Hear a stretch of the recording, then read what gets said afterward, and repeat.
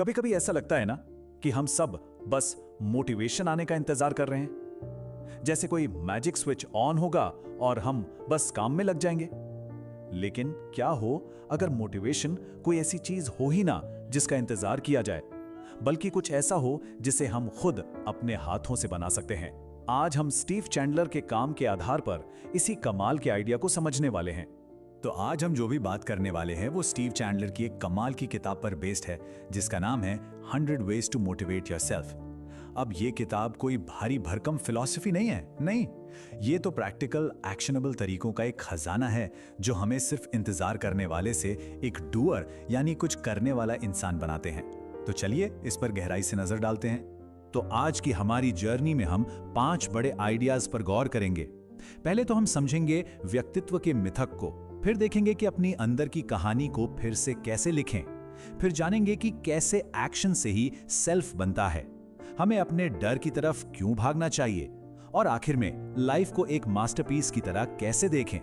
Alright, तो चलिए शुरू करते हैं। हमारा पहला स्टॉप एक बहुत ही कॉमन बिलीफ को चैलेंज करना है।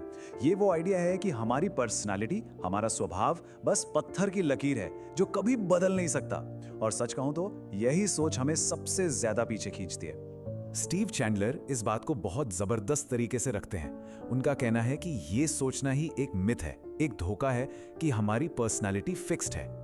ये सोच हमें बांध देती है और हमसे वो पावर छीन लेती है जिससे हम लगातार खुद को नया बना सकते हैं, खुद को क्रिएट कर सकते हैं। इस बात को समझने के लिए एक मजेदार किस्सा है, सोचकर देखिए।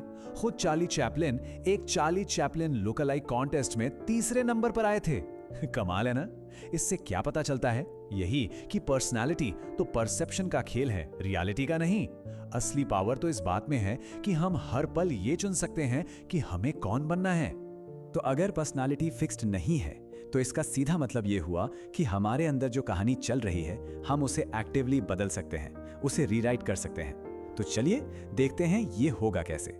चैंडलर एक बहुत ही इंटरेस्टिंग टेक्निक बताते हैं जिसे वो कहते हैं टेल योरसेल्फ अ ट्रू लाई, मतलब खुद से एक सच्चा झूठ बोलो। अब ये है क्या?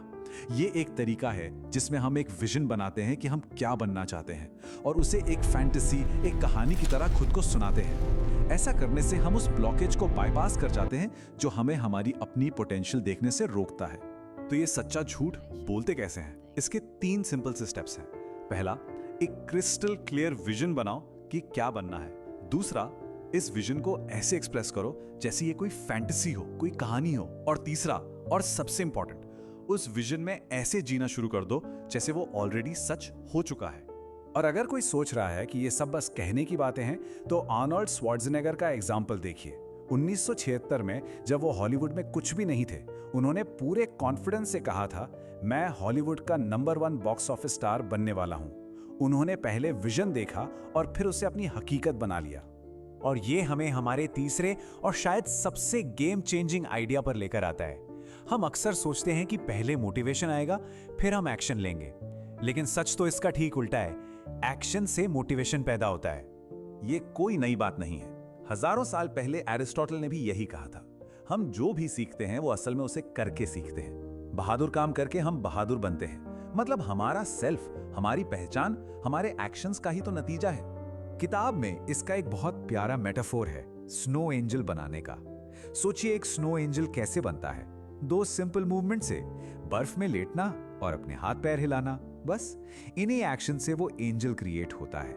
एग्जैक्टली इसी तरह हमारे एक्शंस ही हमारे सेल्फ को क्रिएट करते हैं। इसका एक और बड़ा जबरदस्त एग्जाम्पल है।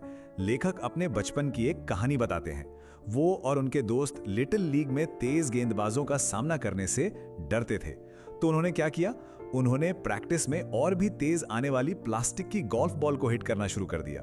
और जब असली गेम का वक्त आया तो बेसबॉल उन्हें स्लो मोशन में आते हुए गुब्बारों जैसी लग रही थी। तो प्रिंसिपल क्या है? आप खुद पर जितनी मेहनत करेंगे, लाइफ आप पर उतनी ही आसान हो जाएगी। लेकिन एक्शन लेने से हमें रोकता क्या है? ज्यादातर मामलों में एक ही चीज, डर। तो हमारा अगला स्टेप ये समझना है कि डर से भागना नहीं है, बल्कि उसकी तरफ दौड़ना है। जनरल जॉर्ज पैटन की एक बहुत ही पावरफुल लाइन है। वो कहते थे, डर मौत से ज्यादा लोगों को मारता है। और ये कितना सच है। मौत तो एक बार आती है, पर डर डर हमें हर रोज, हर पल थोड़ा थोड़ा मार सकता है, हमें आगे बढ़ने से रोक सकता है। और ये काउंटर इंट्यूटिव पर सच बात है। आपके डर के उस पार हमेशा कुछ सेफ और फायदेमंद ही होता है। जब हम डर की दीवार को तोड़कर दूसरी तरफ जाते हैं तो सिर्फ राहत नहीं मिलती, हमारा कॉन्फिडेंस बढ़ता है, हम और पावरफुल फील करते हैं। ये लेखक ने खुद एक्सपीरियंस किया था। उन्हें स्टेज फ्राइट था, पब्लिक में बोलने से बहुत डर लगता था। एक दिन उन्होंने रेडियो पर एक प्रीचर को जोर से चिल्लाते हुए सुना, अपने डर की ओर दौड़ो, सीधे उसी की तरफ दौड़ो। और बस उन शब्दों ने उन पर ऐसा असर किया कि उन्होंने एक्टिंग क्लास ज्वाइन कर ली और आखिर में अपने डर पर जीत हासिल कर ली। और अब हम आते हैं अपने आखिरी आइडिया पर, जो इन सारी बातों को एक साथ जोड़ता है। ये लाइफ को एक प्रॉब्लम की तरह देखने के बजाय एक आर्ट, एक मास्टरपीस की तरह देखने का नजरिया है। एक ऐसी मास्टरपीस जिसे हम खुद क्रिएट कर रहे हैं। माइकल एंजेलो की कहानी सोचिए। जब उन्होंने संगमरमर का वो बड़ा सा खुरदुरा पत्थर देखा तो उन्हें उसमें पहले से ही द डेविड की मूर्ति दिख रही थी। उनका काम बस उस पत्थर को तराशना था और वो सब कुछ हटा देना था जो डेविड नहीं था। बस ठीक इसी तरह हम भी अपनी लाइफ से गैर जरूरी चीजों को हटाकर अपनी मास्टरपीस को दुनिया के सामने ला सकते हैं।